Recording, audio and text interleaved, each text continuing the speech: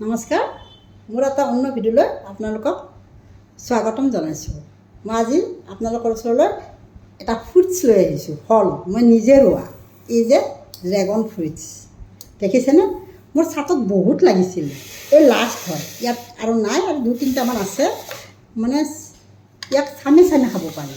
আপোনাৰ মে' মাহৰ পৰা ষ্টাৰ্ট হয় আপোনাৰ আপ টু নৱেম্বৰ, আৰু এই মানে মাহত মানে ষ্টেপ বাই ষ্টেপ লাগে। মানে কিছুমান ফ্ৰুটছ হয়, কিছুমান অলপ সৰু ফুল হয়, কিছুমান অলপ ডাঙৰ ফ্ৰুটছ হয়, সেনেকৈ লাগে। এমাহ প্ৰায় 25 দিন ভিতৰত খাব পাৰি এই ফ্ৰুটছটো। চাইছেনে কিমান মৰম লাগে, কিমান ডাঙৰ ডাঙৰ, মানে কিছুমান 1.5 পোৱামানকৈ হয়, আধা কিলো হৈ পোৱা নাই, মানে 400 গ্ৰামলৈকে হোৱা মই জুখিছোঁ মেচিনত, 400 গ্ৰামলৈকে হৈছে। চাইছেনে কিমান ধুনীয়া ফ্ৰুটছ। এইটো এটা আন ভেৰাইটি, ভাল ভেৰাইটি। এইটো হ'ল মানে ড্ৰেগনৰ ভিতৰত ভাল ড্ৰেগন। এইটো গল্ডেন মানে ড্ৰেগন বুলি কোৱা হয়। এইটো আচলতে মানে বাহিৰৰ ফ্ৰুটছ হয়, গোটেই ড্ৰেগনটোৱে বাহিৰৰ হয়, কিন্তু জেনেৰেলি আমাৰ ইণ্ডিয়াততো বহুত হোৱা হৈছে, অসমতো বহুত হৈছে এতিয়া।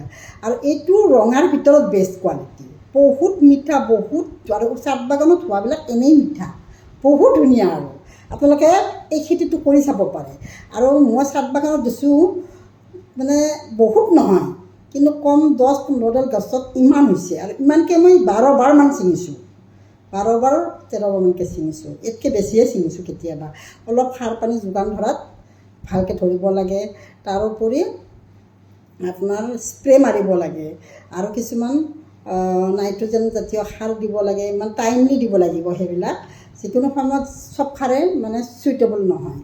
গতিকে আপোনালোকে এই খেতিটো কৰিব পাৰে, খেতি কৰক আৰু নিজেই ঘৰত অৰ্গেনিক ফ্ৰুটছ খাওক, বহুত ধুনীয়া। চাইছেনে কিমান ধুনীয়া এইবিলাক চাইছেনে কিমান ডাঙৰ ডাঙৰ আছে, কিয় এইবিলাক কিমান ডাঙৰ একোটা।